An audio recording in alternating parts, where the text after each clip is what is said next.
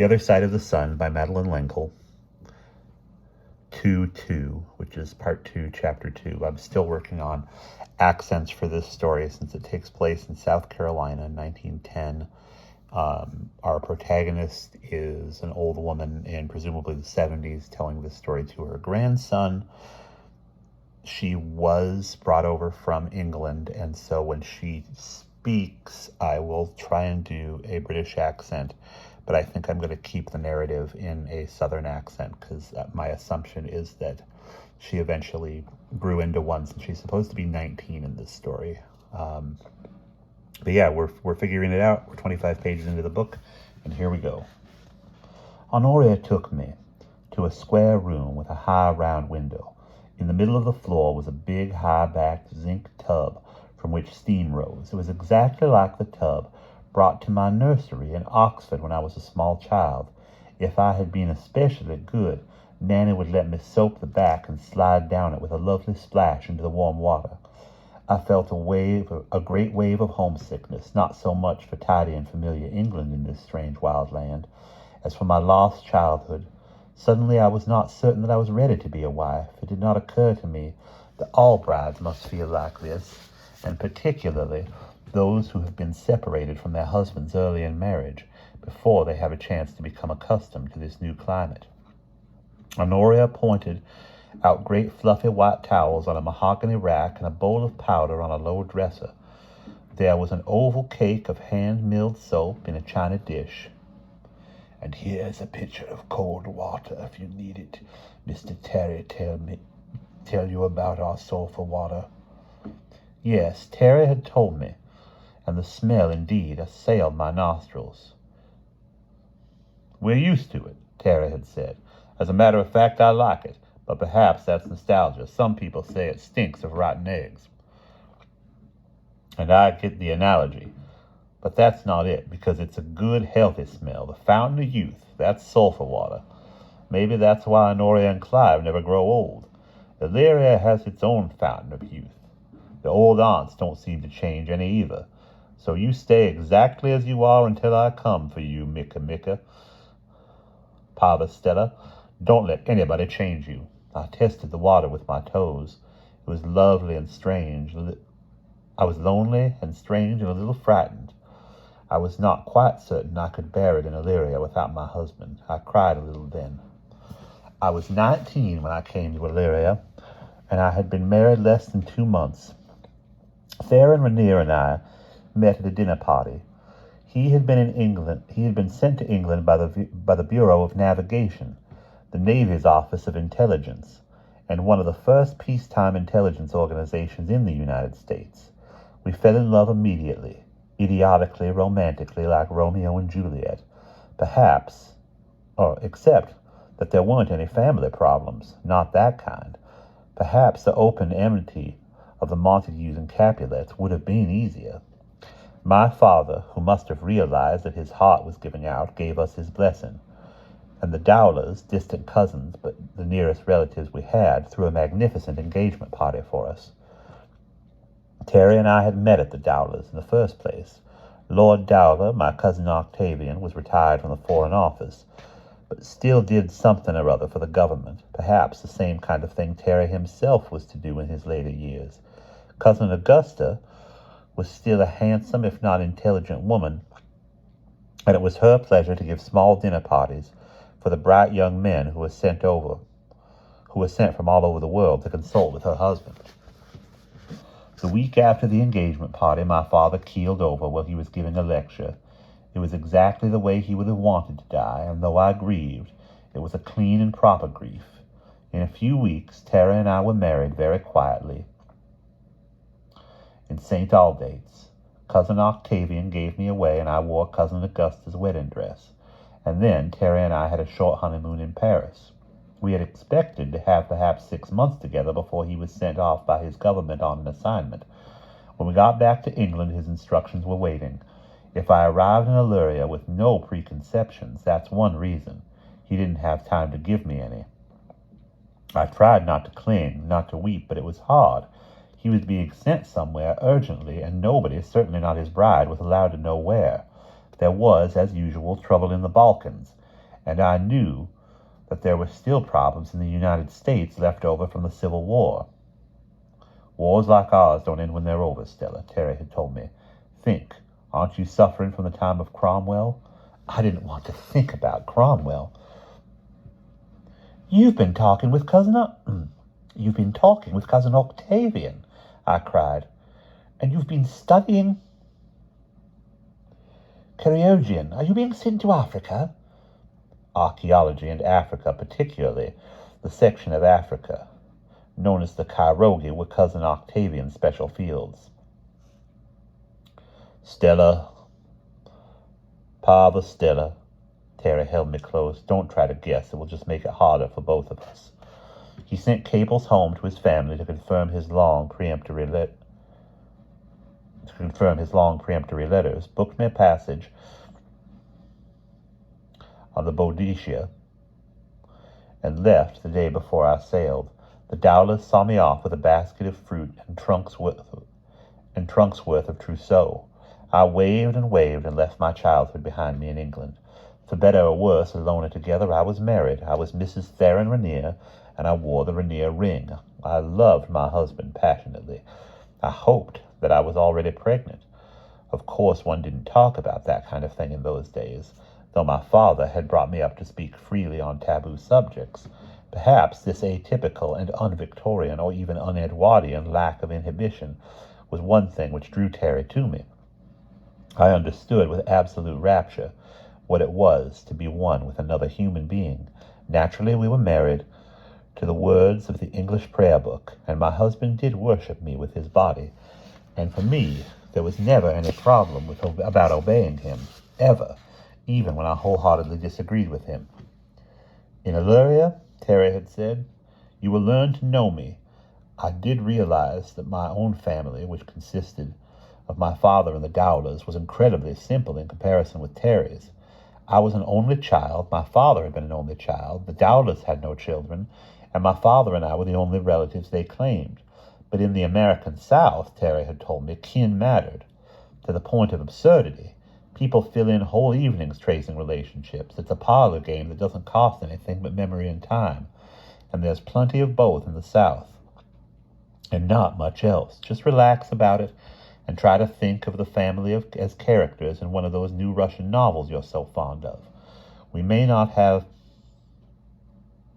patronymics, but the ladies are Miss, whether they're married or not, and Chekhov or Tolstoy would have been quite at home in one of the St. Cecilia balls. But I was not a character out of Chekhov or Tolstoy, and I felt a stranger in an alien land as I lay back in the steaming tub Honoria had prepared for me and tried to relax after my long journeying. The strange-smelling water was deliciously warm. Yes, it did remind me of rotten eggs. I even had to add a little cool water from the pitcher. And I learned early in Illyria that a warm bath is much more refreshing in hot weather than a cold one, from which you emerge into the heat with an unpleasant shock.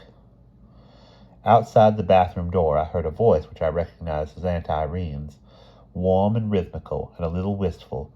Honoria, I thought I told you to put Miss Stella downstairs in the yellow room. Honoria's voice was calm. Mr. Hoadley snores, Miss Irene. He's only here on weekends. You'd be less disturbed this way, Miss Irene. Nobody walking about the halls when you take your afternoon nap. I know what you're afraid of, but surely that's all over now? There was a long silence, and then Aunt Irene said, All right. I knew there was no use arguing with you, so will you? She dropped her voice. Will you read the cards for me after dinner? You know I won't, Miss Irene. But I need. No, Miss Irene, you don't. And don't go back to her. Why not if you won't help? Help? It's never led to anything but misery. Misery, you know that. But I'm frightened, Honoria. What else can I do? You can pray. Aunt Irene's voice went thin and somehow hard. Mr. Hoadley will want some ice before dinner, please. Very well, Miss Irene. Their footsteps moved away. When I returned to my room, wrapped in a great white towel, Honoria unpacked for me. On the bed table were my books, the ones I brought to read on the ship, the latest French translation of Tolstoy, Anna Karenina.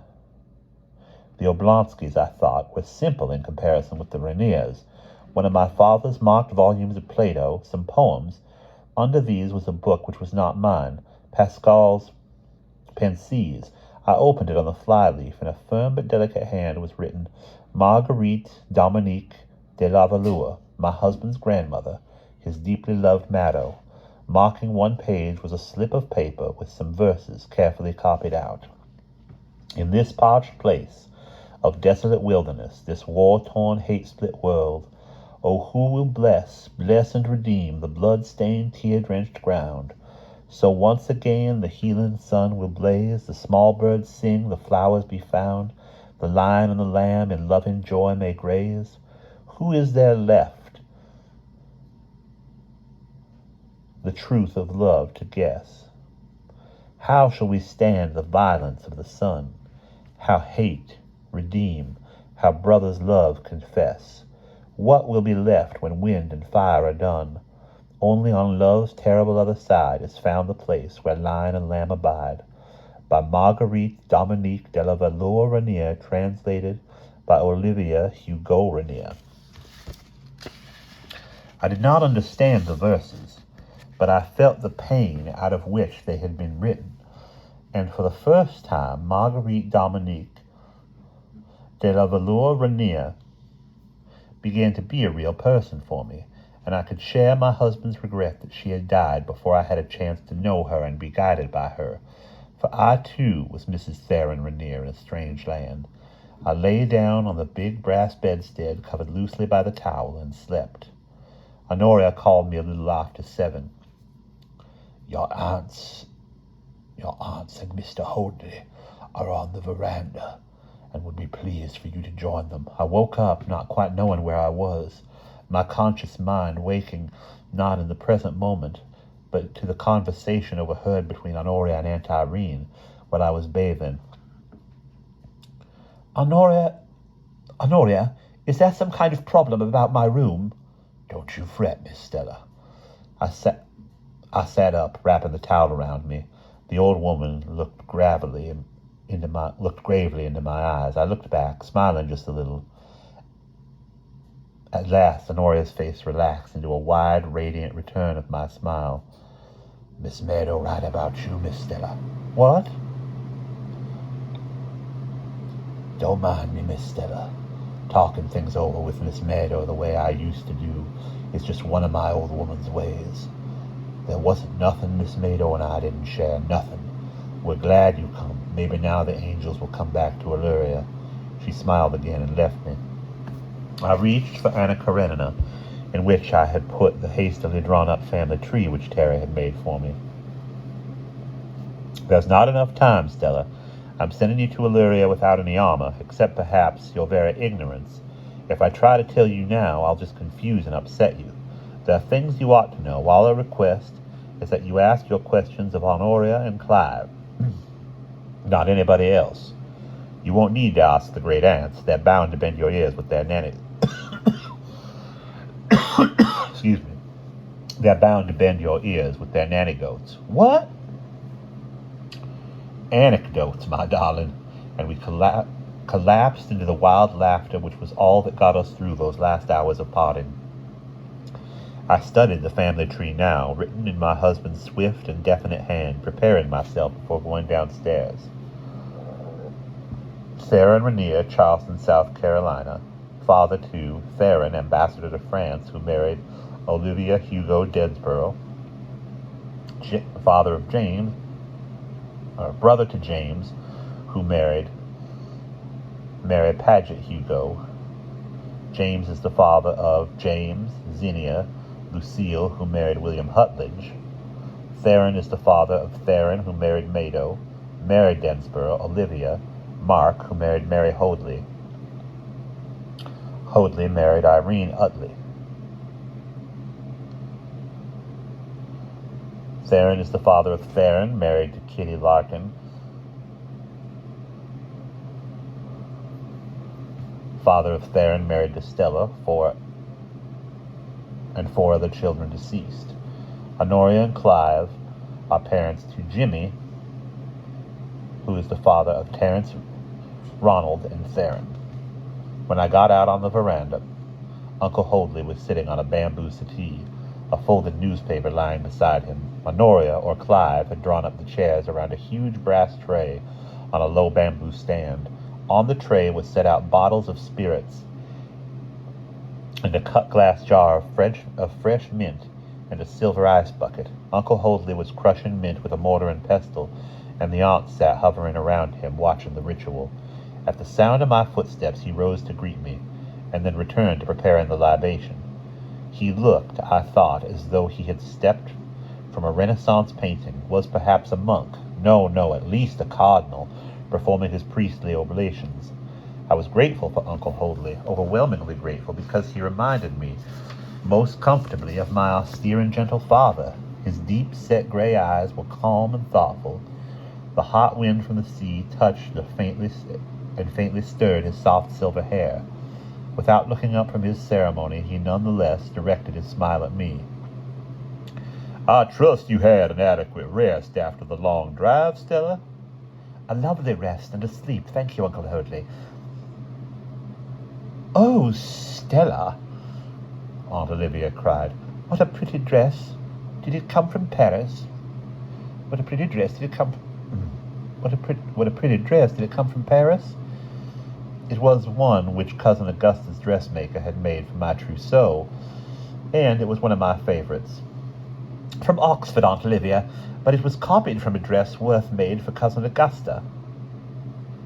Aunt Olivia herself had changed to a blue-gray lawn and wore a pendant set with moonstones. She rocked lightly, looking with her little smile first at me, then at Uncle Hoadley. "Irene enjoys the newfangled gin drinks," Uncle Hoadley said, "but I thought we should have a mint julep in Stella's honor." Aunt Irene winced slightly, as though Uncle Hoadley's words, which had not seemed critical, had hurt her. Aunt Mary Densborough said, "Gin, I don't understand Irene." Uncle Hoadley added a small quantity of sugar to the mint in the mortar. "To have left Terrace so soon must have been painful for you, child." "Yes, it was, but we knew that separations from each other went along with his work." He snapped his fingers. Aunt Irene rang a little chased brass bell. Clive, changed from his coachman's uniform to a white butler's jacket, came through the screen door with 5 frosted silver mugs. Aunt Olivia clapped her tiny gnarled hands. "It's been ages since you made us a julep, Hoadley. Oh, wonderful, wonderful, the most wonderful one, and most wonderful, wonderful, and yet again wonderful, and after that, out of all whooping." "Auntie," Irene said, "isn't that a little excessive? Or are you at that idiotic game again?"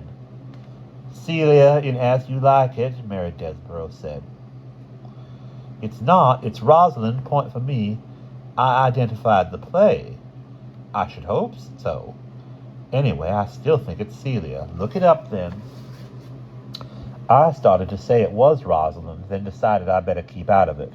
"Ladies," Uncle Hoadley calmly passed them each a silver mug. "Aunt Olivia, I was talking with my medical man at the club this noon, and he thinks all the lemonade you drink in summer is bad for your joints. A little whiskey before dinner, yes. He suggests a tumbler of water with a tablespoon of whiskey." "Hoadley," Aunt Olivia wailed, "you can't have more branch than bourbon. It would be vile. I'd vomit." "Livia!" Aunt Mary Desborough reproved. "Branch?" I asked. Branch water," Aunt Olivia said. "Just ordinary water. Branch means the branch of a river. Ugh, it would be awful. I'd just be sick all over Olivia!" From my new and small experience with sulfur water, I thought Aunt Olivia was probably right. "Hoadley isn't telling you to drink it. He'll make me. I know he will. It was just like old Malton Burritt making Elizabeth drink porter." "Aunties, that will be enough." Uncle Hoadley was quiet and pleasant. "Your bickering can hardly be amusing to Stella on her first evening with us. Aunt Olivia, if you are going to be naughty, I shall tell you to stand not upon the order of your going, but go at once. Macbeth, Aunt Olivia exulted. Oh, Hoadley, it's such fun when you play too. That's better, isn't it? Uncle Hoadley handed frosted mugs to Aunt Irene and me. And I will make you mint juleps every Friday night, Aunt Livy, that's a promise.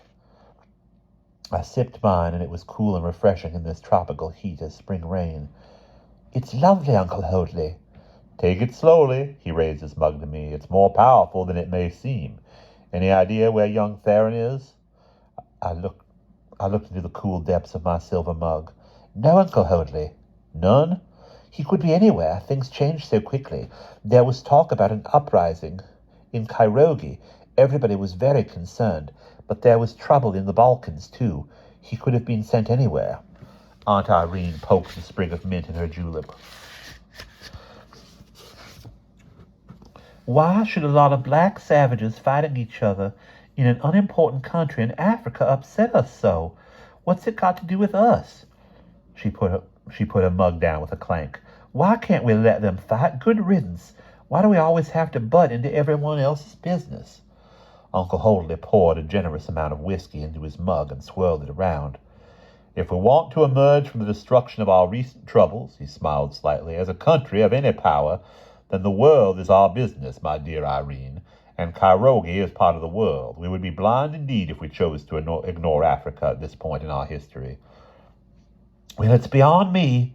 Aunt Irene shoved her mug a little closer to Uncle Hoadley.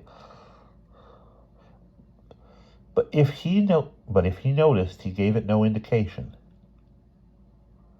And all this about the Balkans, I do believe they're as savage there as in Africa. The Balkans are most definitely a cause for concern. Hoadley, Aunt Olivia clasped her hands, you can't mean you think there's going to be war?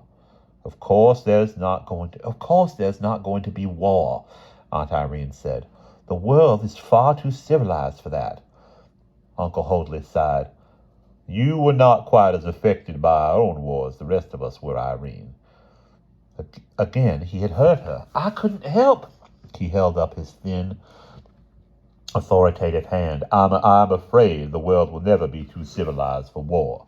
If war is to be averted, it will be only because of the intervention of foresighted leaders. There are too many royal navies being massed and reviewed. This does not happen when people are not preparing for war. But that's in Europe. Ron says, Aunt Olivia's faded eyes were sharp as she looked across the brass tray at Uncle Hoadley, that there are a lot of boats in the yacht basin in San Felice. Uncle Hoadley laughed. That was hardly a Royal Navy preparing for war, my dear auntie. Aunt Mary Dinsborough gave a funny, sad little laugh. Oh, please don't think I'm awful, but I was happy during the war, happier than before or since. Oh, it was all terrible, but when Mado and Theron brought us to Nyssa, that was our cousin James's plantation, Stella, and we turned the house into a hospital. I was of use. I saw terrible things, terrible, but I was of use. People need to be of use. I took a new look at Mary Desborough. Terry had tried to tell me something about the war between the states. It did not mean much to me. But it does to the family, he had said. If you don't know much about the war now, you will. Wars don't end, Stella, particularly for the defeated. But it was so long ago. Not to the great aunts, not to any Rainier. Battlefields have changed, Dante, Uncle Hoadley said. And you are still of use here. She snorted. Faddle. You tell me all the news of Illyria and San Felice, and it gives me a sense of balance and proportion. I tend to forget that it is the little things which have always held chaos at bay. The new kitten, or what Finbar has managed to steal from the larder, or the latest quarrel among the ladies of the Daughters of the Confederacy. Mado was asked to be the first president of the Daughters of the Confederacy, Aunt Olivia told me, but she turned them down. She said we'd fought our war and lost it, and an organization like that could only make us hold on to resentments to keep our wounds from healing. She said for them never to come to her about it again. Mado was French, Aunt Irene injected. You are an utterly. Maybe we should pronounce that utterly. You are an utterly, Aunt Olivia said. At a time like this, Aunt Mary Desborough evidently could be counted on to back her sister up. Mado was an aristocrat, Olivia, and I don't belong to the Daughters of the Confederacy. We don't need to. And as for you, Irene, you'd never have got it into the colonial dames if it hadn't been for us. Auntie? Uncle Hoadley soothed. Come now, I was just complimenting you on keeping me up with the kind of news that keeps the stars in their courses. What's gone on in Illyria this week? Nothing, Aunt Mary Desborough said. Stella's come, Aunt Olivia said. Honoria came out on the veranda. Honoria, Uncle Hoadley said, did you do as I asked you to do? Sir? I asked you to change Miss Stella's belongings down to the room next to Miss Irene's as we originally planned. I don't like the idea of Miss Stella sleeping alone up on the 3rd floor. But she's not alone, She's not alone, Hoadley. But she's not alone, Hoadley, Aunt Olivia said. She's with Honoria and Clive. Uncle Hoadley ignored her. Honoria, have you done as I asked? Honoria stood motionless, facing him, a tall and commanding presence. No, Mr. Hoadley. Why not? Been getting dinner. Then you will do it after dinner. Dishes to do. Ironing. Aunt Irene spoke nervously. Honoria reminded me that you snore, Hoadley, and your room's right across from the room we thought Stella. You do snore, Hoadley, quite loudly. Honoria, do you intend to disobey me? Yes, sir, Mr. Hoadley. My powers told me what I has to do. Uncle Hoadley rose. I too rose. Uncle Hoadley, I prefer to stay where I am. I'm very happy in my room. I do not wish to move. I tried to keep my voice light, courteous. It shook. Dinner served, Honoria said. And that is the end of the 2nd chapter of part 2.